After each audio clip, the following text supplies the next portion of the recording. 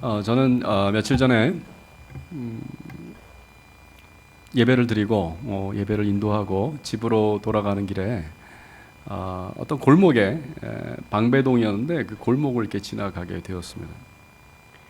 그 골목을 이렇게 들어서자마자 조금 운전을 하고 가는데 상대 쪽에서 반대쪽에서 트럭 운전사 한 분이 트럭을 모시는 분이 굉장한 속력을 가지고 저한테 막 달려오기 시작했습니다. 그래서 저는 깜짝 놀라서 차를 이렇게 세웠습니다. 그분이 저를 못 지나가게 이렇게 거의 가로막듯이 차를 세우더니 창문을 열고 막 욕을 하는 거예요. 여기는 일방통행인데 당신이 잘못 들어왔다는 겁니다.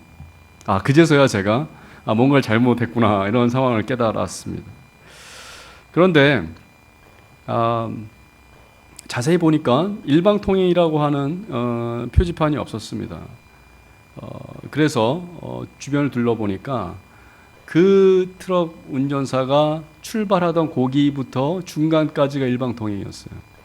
제가 가고 한 중간까지는 양방통행이었습니다. 누가 잘못한 것일까요? 그 상황에서 분명히 저는 잘못한 게 없었습니다. 저는 갈 수 있는 권리가 있었고 또 그런 상황이었습니다. 그런데 그분은 막무가내로 자기가 옳다고 주장을 하였습니다. 저는 그때 선택의 상황에 처했습니다. 차에 내릴까? 그래서 목사의 신분을 감추고 한판 떠볼까? 이런 생각도 들었고, 아니면 조용히 그 자리를 피해서 지나가야 할까? 여러분 같으면 어떻게 하시겠습니까? 한판 뜨겠습니까? 다혈질인 우리 청년들은 그럴 것 같습니다. 저는 조용히 지나갔어요. 그 순간 머리를 썼습니다. 내가 옳다는 것을 증명하는 게 좋을까? 그랬다면 그 트럭 운전사는 과연 자기가 잘못했다고 얘기하고 저에게 사과를 할까? 내가 욕을 먹은 거에 대한 정신적 보상을 그 순간에 받을 수 있을까? 아니면 그냥 지나치고 혼자 그 화를 사귀는 게 좋을까? 라는 선택의 상황이었습니다. 어느 것도 정답은 없습니다. 여러분 하고 싶은 대로 하시면 됩니다. 그 순간 기분이 상한 것을 최소화하는 선택이 있었을 뿐입니다. 법적으로 본다면 제가 옳았습니다.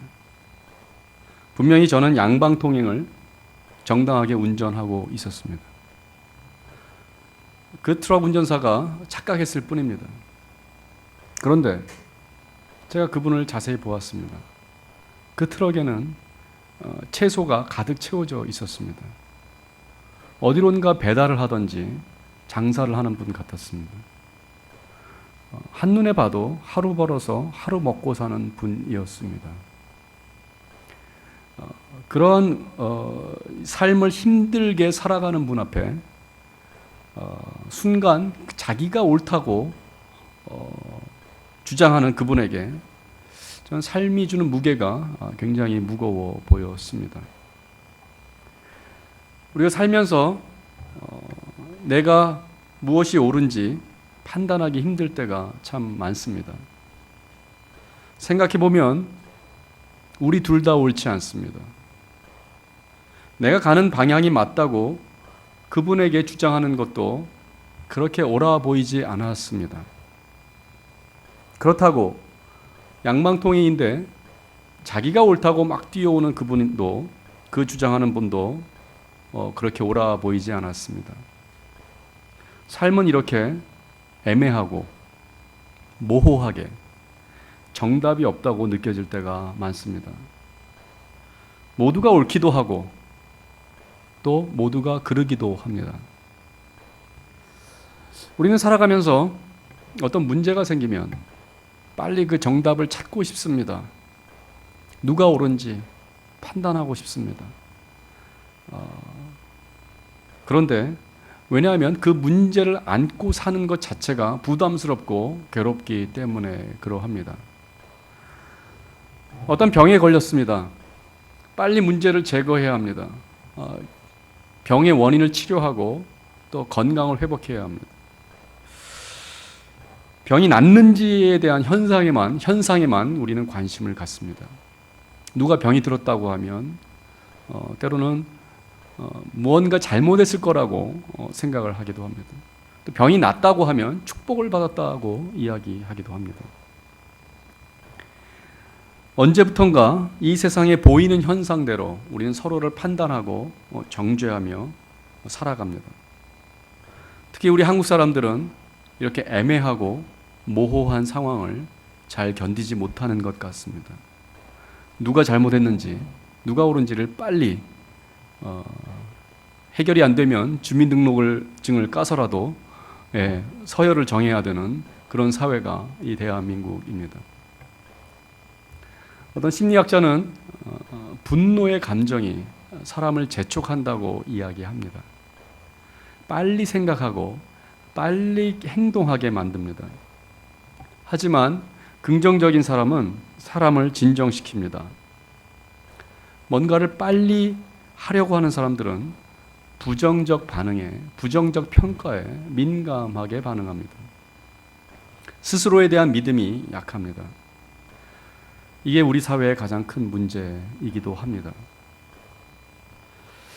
사실 저는 오늘 교회에 와서 무슨 설교를 해야 될까 고민을 많이 했습니다. 설교가 떠오르지가 않았습니다. 오랫동안. 때로는 준비하지 않았는데도 문득 운전하다가 설교가 떠올라서 너무 쉽게 설교할 때도 있습니다. 큰 은혜를 받을 때도 있습니다. 그런데 때로는 아무리 열심히 노력해도 떠오르지 않을 때가 있습니다. 어쩌면 이러한 때가 있었던 것 같습니다. 그렇게 설교를 준비하다가 제가 토마스 머튼이라고 하는 영성가의 책을 읽게 되었습니다. 그분의 영성일기라는 책입니다. 1947년 4월 4일 순환 성금요일 일기 중에 있었습니다. 신앙심 깊은 생각이 났지만 적어놓지 않으련다. 비가 내린다. 비가 세차게 내린다. 빗방울이 지붕을 두드리는 소리가 들린다. 시편에 대한 생각도 났다. 그러나 그것도 적어놓지 않으련다. 늘 글을 써야 하고 설교를 해야 하는 저에게 이 토마스 머튼의 일기는 굉장히 충격이었습니다. 다음 장에 이런 글이 있습니다. 마음을 깨끗하게 함으로써 하나님께 사랑을 보여드리려는 우리의 노력은 하나님을 기쁘게 한다. 하나님은 목말라 하신다. 하나님은 순수하고 텅 빈 마음을 목말라 하신다. 여러분, 글을 쓰는 영성가가 글을 떠오를 때 아이디어가 떠오를 때 쓰지 않겠다라고 하는 것이 도대체 어떻게 우리가 이해해야 할까요? 이건 마치 이런 것과 같습니다. 내 사업에 대단한 대박이 터질 만한 사업의 구상이 떠오르는데 내가 그걸 하지 않겠다라는 것입니다. 음악가가 대단한 악보가 떠오르는데 그거를 쓰지 않겠다라는 것입니다.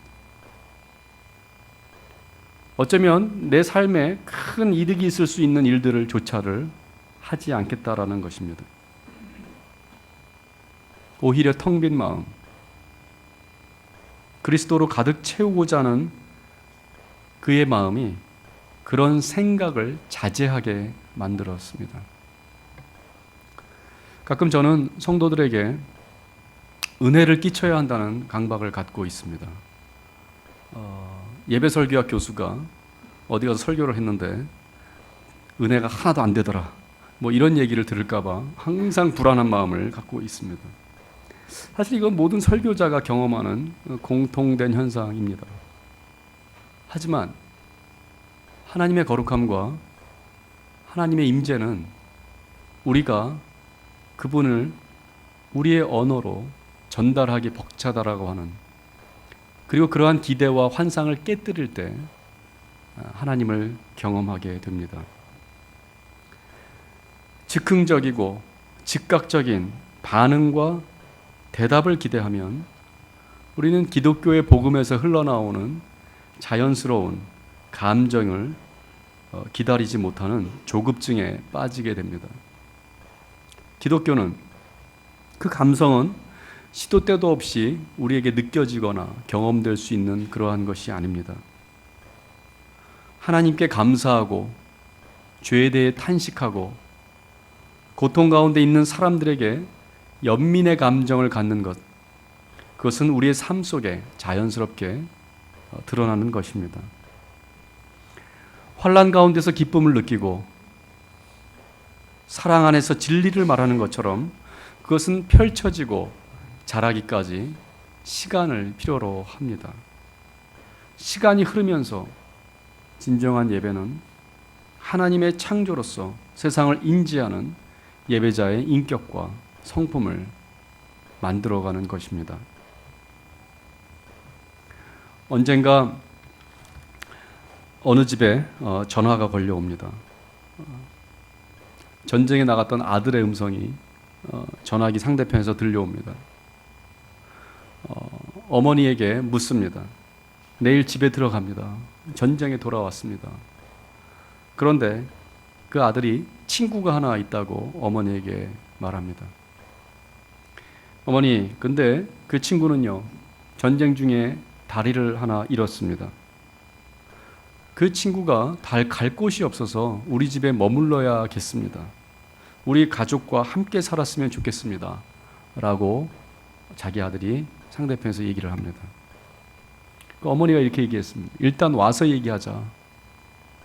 그런데 네가 지금 그 친구가 불쌍해서 네가 그런 생각을 할 수 있겠지만 같이 살다 보면 힘든 날이 올 거다. 그렇게 얘기를 했습니다. 깊이 생각해봐라. 그 친구를 집으로 데려와서 같이 사는 것에 대해 깊이 생각해봐라고 얘기했습니다. 그 다음날 그 어머니는 경찰에서 전화를 받아왔습니다. 그 아들이 호텔에서 떨어져 자살을 했습니다. 그런데 그 아들에게 다리가 없었습니다. 사람들은 빨리 정답을 찾고 싶어 합니다. 그리고 결론을 말하고 싶어 합니다. 기다리지 않습니다. 자기의 의견을 얘기합니다. 그러나 그 엄마가 했던 그 대답이 그 아들을 절망으로 몰아넣었고 되돌이킬 수 없는 결과를 갖고 오게 되었습니다. 조급증, 정답, 그것을 추구하는 우리 사회는 어쩌면 십자가 사건이 있었던 성금요일과 부활의 날인 주일 사이에 끼어있는 토요일을 견디지 못하고 있는 우리와도 같습니다.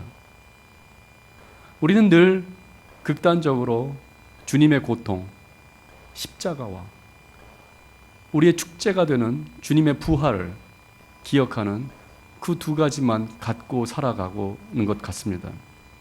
그런데 중요한 것은 십자가와 부활 사이에는 성토요일이라고 하는 또는 블랙 세러데이라고 하는 검은 토요일이라고 하는 그 시간이 존재합니다. 그 공간은 갈보리 언덕과 부활하셔서 빈 무덤 사이에 존재하는 공간입니다. 그 시간은 공허하고 아무것도 없는 구원의 드라마가 펼쳐지기 이전의 시간입니다. 탄식의 시간입니다. 절망의 시간입니다. 미래가 보이지 아니하는 그러한 시간입니다. 시편과 예언서부터 복음서와 서신서 이르기까지 성경에는 이러한 탄식과 기다림으로 가득 차 있습니다. 하나님의 구원과 역사하심이 필요했던 시간과 공간은 오히려 탄식과 실망으로 가득 찬 시간이었습니다. 고통에 대한 생생한 기억을 갖고 있다는 것은 성경과 기독교 예배의 핵심입니다. 여러분, 사람들이 하나님을 가장 강하게 찾는 시간은 하나님이 우리와 함께하는 것 같은 시간이 아니라 하나님이 우리와 함께하지 않는 것 같은 그런 하나님의 부재의 시간이 오히려 하나님을 더 깊이 갈망하게 됩니다. 내가 시험에 떨어졌거나, 내가 애인에게 채였거나, 내가 사랑에 실패했거나, 내 미래를 보장할 것 같았던 그러한 여러 가지 사건들에서 실패하고 절망할 때 우리는 하나님의 부재를 경험합니다. 오히려 그 시간이야말로 하나님을 더 갈망하고 하나님을 찾는 시간입니다. 인간의 무능과 우리가 이해할 수 없는 하나님, 우리의 하나님이 되어달라고 하는 그 탄원이 예배의 시작이고 예배의 마침입니다. 우리는 우리 자신과 이 사회가 갖고 있는 모든 이러한 시간들에 대해, 탄식에 대해 기다릴 줄 알아야 합니다. 그 시간은 역사 안에 있는, 또 우리 안에 있는 밝음과 어두움을 동시에 볼 수 있는 그러한 능력을 가져오게 됩니다. 이 사회, 내 안에 있는 어두운 부분은 이러한 탄식을 통해 하나님 앞에 올려져야 합니다. 아무리 봐도 내가 옳은 것 같지 않고 상대도 옳은 것 같지 않은, 아무도 옳지 않은 애매한 상황들, 우리 삶 속에서 늘 펼쳐지는 이런 상황들을 하나님 앞에 올려드리고 그 길을 구하는 것이 우리의 신앙의 여정입니다. 세상의 주인 되시는 분이 세상의 고통과 애매한 상황들을 이끌어 가시도록 그분에게 맡겨드리는 것이 우리의 신앙입니다. 이 세상과 말씀의 묵상을 통해 우리는 그렇게 하나님의 임재와 부재의 밸런스를 경험하고 깨닫는 감각적인 훈련을 하게 됩니다. 이 예배 안에 있는 오늘 금빛교회에서 예배 시작 전에 10분이라고 하는 침묵의 시간을 참 다른 교회에서 경험하기 힘든 시간입니다. 사람들이 침묵을 경험하기가 참 힘들어합니다. 우리의 삶이 늘 무엇인가로 채워져야 한다는 강박에 쌓여 있습니다. 소리로, 정보로, 카톡으로, 전화기로 우리들은 늘 채워져서 분주하게 살아갑니다. 왜 해야 되는지도 알지 못하고 그렇게 주어진 상황에 전화기에 매여서 우리의 삶을 낭비하고 있습니다. 여러분, 예헤츠겔 카우프만이라고 하는 구약학자가 있습니다. 그 학자는 구약의 그 제사를 드릴 때 그 성전에 제사장은 하나님과 하나님 앞에서 지성소에서 단 하나의 언어를 가지고 이야기합니다. 그 언어가 침묵입니다. 거룩하신 분, 이해할 수 없는 분, 때로는 굉장히 잔인하신 분, 우리의 상식과 우리의 경험을 넘어서는 하나님 앞에 제사장이 할 수 있는 유일한 언어가 침묵이었습니다. 우리는 정답을 알 수 없을 때, 하나님을 이해할 수 없을 때, 우리의 삶에 해답이 없을 때 침묵하게 되는 것입니다. 그런데 그 침묵 안에 더 깊은 하나님에 대한 갈망이 있습니다. 그리고 우리의 삶을 하나님께 올려드리는 진정한 예배가 그러한 침묵 안에 있습니다. 또 우리가 조금 있으면 성찬을 경험할 것입니다. 우리가 주님의 살을, 피를 먹고 마실 것입니다. 입으로, 손으로, 감각으로, 우리의 몸으로 그리스도의 삶과 그리스도의 피를 먹고 마시게 됩니다. 그분의 말씀을, 진리를 말로만 듣는 것이 아니라 우리의 몸으로 경험하게 됩니다.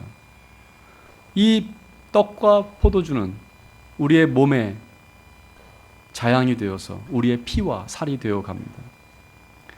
우리는 그리스도를 닮아가는 것입니다. 그것은 말씀으로 뿐만 아니라 우리의 몸으로 경험하는 것이고 그 몸으로 우리가 그분을 살아가게 되는 것입니다. 그런데 그렇게 되기까지는 시간이 필요합니다. 여러분, 오늘 성찬을 받았다고 여러분이 그리스도처럼 어떻게 살아갈 수 있습니까? 오랜 시간 참아야 하고 기다려야 하고 침묵하고 하나님의 일하심을 기다려야 합니다. 신학교에서 학생들을 가르칠 때 언제가 가장 힘든 줄 아십니까? 1학년 1학기 때입니다. 너무 많은 열정을 가지고 옵니다. 복음의 열정을 가지고 세상을 바꾸겠다고, 교회를 개혁하겠다고 꿈을 가지고 옵니다. 누구나 신학은 이러하고 복음은 이러하다는 신념을 가지고 옵니다. 몸에 힘이 잔뜩 들어가 있습니다. 이제라도 나가서 세상과 교회를 바꿀 것 같습니다. 저는 첫 시간에 이렇게 말합니다. 공부를 하려면 몸에 힘을 빼십시오. 내 경험, 내 지식을 내려놓으십시오. 내려놓음이라는 것은 영적인 세계에만 적용되는 것이 아닙니다. 이 세상의 모든 것 앞에 겸손하고 배우려는 자세가 내려놓음입니다. 2000년의 역사 앞에, 교회의 희생 앞에, 선교의 희생과 피 앞에, 수없이 다양한 인간들의 삶과 문화 앞에, 하나님을 예배했던 경험 앞에 나의 몸을 숙이는 것입니다. 그래서 진정으로 하나님과 교회를 공부하고 연구하는 자는 그의 삶이 거룩하게 변할 수밖에 없습니다. 우리 신앙인들은 끊임없이 우리가 믿는 하나님에 대해 묵상하고 하나님을 바라보아야 합니다. 먼저 우리가 고민하는 것, 우리가 생각하는 경험에 대해 자의적인 해석과 즉흥적인 답을 주려고 하는 욕망을 내려놔야 합니다. 답이 없고 이해할 수 없는 사건들에 대해 지나친 의미 부여나 해석은 유보되어야 합니다. 최근에 한국 개신교에서 세월호 사건 이후에 많은 목사님들의 설교가 문제가 되기도 했었습니다. 사실 세월호 사건 같은 사건은 정말로 당혹스러운 사건입니다. 특히 신학자에게 있어서는 어떻게 하나님에 대해서 말해야 할지, 어떻게 설명해야 할지, 어떻게 예배해야 될지 정말로 고통스러운, 저도 한 2달을 시간을 보냈던 것 같습니다. 그런데 다행히 저의 예배에도 긴 침묵의 시간이 있습니다. 그 시간을 통하여 하나님께 우리의 슬픔과 우리의 고통과 우리의 실존, 우리의 연약함, 우리의 한계를 다 하나님께 올려드리는 것입니다.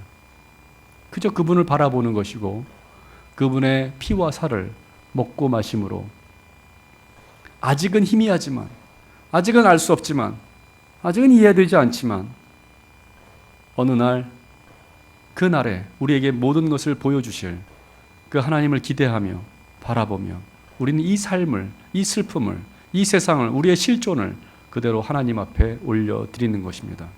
그것이 바로 예배입니다. 저는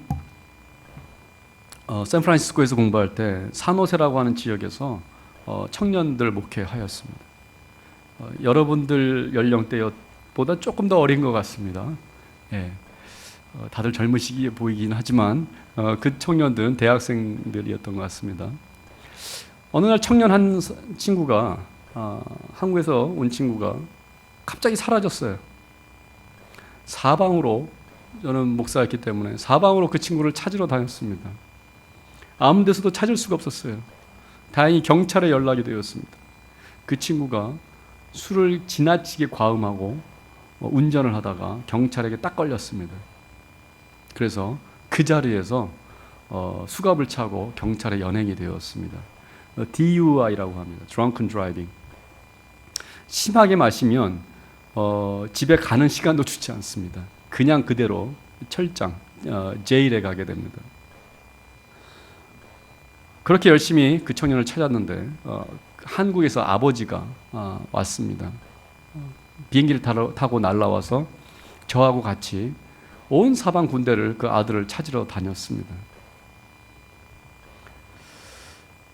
그 아버지와 함께 저는 있었습니다.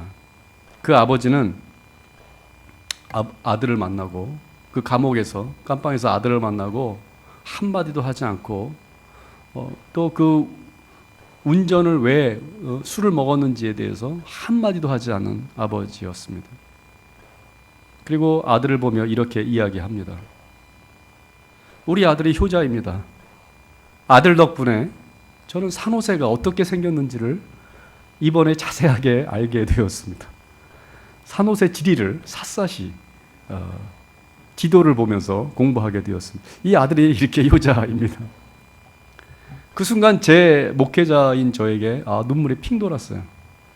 야, 이렇게 훌륭한 아버지가 있구나. 여러분과 저의 아버지가 좀 비교가 될 것 같기도 합니다. 예, 아마도 여러분들의 아버지도 이렇게 훌륭한 분이실 거라 생각합니다. 기다리고 정죄하지 않고 고통 가운데 있는 아들에게 손가락질하지 않고 그 아들을 안아주는 아버지, 저는 그것이 우리 하나님 아버지라고 생각을 합니다. 때로는 실수한 사람이, 잘못한 사람이 가장 그 잘못을 깊이 깨닫습니다. 누가 말하지 않아도, 누가 손가락질하지 않아도 정말로 뉘우치고 고통 가운데 있는 사람은 정작 그 사람일 것입니다. 그 순간 누군가 그 사람을 기다려주고 안아줄 수 있다면, 용서할 수 있다면 아마도 그 공간은, 그 시간은 아름다운 예배의 공간과 시간이 될 것입니다. 우리 안에 이렇게 서로에 대한 배려가 있었으면 좋겠습니다. 이 나라가 너무도 많은 경쟁과 서로에 대한 모함과 괴롭힘과 왕따와 서로 앞서가겠다라고 하는 경쟁으로 모두가 지쳐있고 괴로워하고 있습니다. 이 땅에 주님이 오신다면 아마도 이 아버지와 같은 모습이 아닐까 하는 생각이 듭니다. 그래, 너 참 애썼다. 고생한다. 아무 말 하지 않고 그 아들과 그 딸을 안아주시는 하나님. 이러한 기다림과 이러한 배려와 이러한 인내가 서로에게 있었으면 합니다. 이 땅에 있었으면 합니다. 대한민국이 그래야 가능성이 있습니다. 아마도 세월호 사건은 우리에게 그것을 가르쳐 주지 않았나 하는 생각을 하게 됩니다. 우리가 너무나 조급하고 정답을 바라고 결론을 빨리 얻기를 원하고 그걸 통해서 내가 옳고 너는 그러다라고 하는 것을 누구에게나 알리려고 하는, 나만이 옳다라고 하는, 나만이 앞서가야 된다라고 하는 이런 의식들이 이렇게 우리 모두를 어렵게 하는 사회를 만들지 않았나 하는 생각을 하게 됩니다. 오늘 말씀을 우리 한번 다 같이 읽어보도록 합시다. 시편 62편 5절로 7절 말씀입니다. 시작. 나 영혼아 잠잠히 하나님만 바라라. 우리 나의 소망이 그로부터 나오는도다. 오직 그만이 나의 반석이시오 나의 구원이시오 나의 요새이시니 내가 흔들리지 아니하리로다. 나의 구원과 영광이 하나님께 있으며 내 힘의 반석과 피난처도 하나님께 있도다. 아멘. 제가 대학 시절 저는 대학교 때 교회를 다니지 않았습니다. 어렸을 때는 기독교 가정에서 태어났습니다. 어머니가 권사님이셨고 아버지가 장로님이셨어요. 그런데 대학에 들어가서 참 모범생으로 살다가 대학에 들어가서 사회에 반항하기 시작했습니다. 정의가 무엇인가에 대해서 고민하고 누구나 그랬듯이 그 시대에 데모를 했습니다. 돌을 던졌고 또 길에서 데모를 1, 2학년 때 열심히 했습니다. 그렇다고 해서 제가 뭐 운동을 하던 그렇게 직접적인 운동을 깊이 하던 사람은 아니었습니다. 그러다가 대학교 4학년 때 그때 무슨 생각을 했냐면 대학교 1학년 때 하나님 계신 건 알겠는데 저 좀 놀다가 오겠습니다. 저 그냥 하고 싶은 거 하다가 때가 되면 오겠습니다. 그랬습니다. 그래서 열심히 놀았어요. 1학년 때, 2학년 때. 데모도 하고 뭐 술도 마시고 담배도 많이 피고 아무튼 그런 삶을 살았습니다. 여러분 그렇게 살아도 나중에 이렇게 목사가 될 수 있습니다. 너무 스스로를 정죄하지 마십시오. 그러다가 한 3, 4학년 때 공부를 하기 시작했어요. 제가 이제 철학을 전공했습니다. 철학이 너무 재밌었어요. 막 깊이 프랑스 철학에 빠져서 지냈습니다. 그러다가 철학을 계속 공부하고 싶었어요. 집에서 다 말렸어요. 너 나중에 뭐 먹고 살래? 누님이 그래 내가 가만히 하나 사줄게. 철학관이나 차려라 이렇게 얘기했던 그런 무식의 소치. 이 철학관하고 철학은 아무 상관이 없습니다, 사실. 예. 그랬었습니다. 그러다가 대학교 4학년 때 대학원을 준비하다가 갑자기 그 3, 4학년 때 사실은 괴로울 때가 너무나 많았어요. 제가 알았던 그 선후배 또 가족 중에 3사람이나 그 짧은 시간에 자살을 했어요. 저는 인생에 대단히 회의적이었고 언젠가는 그런 생각도 들었습니다. 밥을 먹는데 내가 왜 밥을 먹어야 되는지에 대해서 숟가락을 든 채로 고민하기 시작했습니다. 밥을 먹어야 될 이유가 아무것도 없어요. 하나라도 어떤 이유가 있으면 제가 그 밥을 제 입속에 넣겠는데 뭐 그렇다고 밥맛도 없고 뭘 먹고 싶은 욕망도 없고 숟가락이 내 입에 들어가야 될 얘가 나를 위해서 희생해야 될 그 이유를 도대체 찾지를 못하겠어요. 그래서 저는 굉장히 괴로웠던 시간을 보냈어요. 그때 교회에 가고 싶었어요, 사실은. 십자가의 앞에 가서 막 울고 싶었어요. 근데 자존심 때문에 그렇게 하질 못했어요. 자존심은 또 제가 강합니다. 예. 그래갖고 버텼죠. 안 가고. 그러다가 대학교 4학년 때 가슴이 너무나 아팠어요. 어느 날. 심한 통증을 느끼고 병원에 갔는데 폐에 이유 없이 구멍이 뻥 뚫린 거예요. 기흉이라는 병이었습니다. 너무나 고통스러워서 병원에 1달 동안 살았어요. 양쪽에 튜브를 꽂고 피와 물이 그 튜브를 통해서 다 빠져나가고 있었어요. 그때 제가 깨달았습니다. 생명이라고 하는 것에 대해 생각했습니다. 저는 제 인생이 제 건 줄 알았어요. 그냥 제가 놀고 싶으면 놀고 공부하고 싶으면 하고 내 시간을 내 마음대로 쓰면 된다라고 생각했어요. 내 인생은 내 거라고 생각해요. 생명이 내 것이 아니라는 것을 그때 깨달았습니다. 손가락 하나도 움직일 수 없었어요. 화장실조차도 갈 수가 없었어요. 밥을 먹을 수도 없었고 소화를 시킬 수도 없었어요. 철저하게 누군가에 의존할 수밖에 없었고 약물에 의존하거나 사람에 의존할 수밖에 없었습니다. 그렇게 1달을 보냈습니다. 그리고 나서 정신을 차리고 신학교 가기로 결심을 했습니다. 그래서 우리 이창현 목사님도 신학교에서 만났습니다. 그리고 나서 제가 병이 낫고 나서 배낭여행을 갔습니다. 요새도 하는지 잘 모르겠어요. 대학생들 배낭여행이 그때 유행하기 시작했었는데 얼마 되지 않은 돈을 가지고 혼자 유럽을 40일 동안 거지처럼 살았습니다. 그때 제가 무슨 생각을 했냐면 하나님이 한 인간을 어떻게 끌고 가는지를 한번 테스트해보자. 하나님을 테스트하는 시간이었어요. 돈 한 2, 30만 원 가지고 40일을 견딜 수 있는지 한번 보자. 어떻게 하시나. 그래서 여행을 떠났습니다. 물론 많은 경험을 했고 많은 생각을 하게 되었습니다. 근데 라브리 공동체라고 하는 스위스 로잔의 공동체를 제가 가려고 그 로잔에 있는 기차역에 이렇게 앉아 있었습니다. 근데 그 기차역에 아프리카에서 온 아프리카 사람의 한 가족이 이렇게 있었습니다.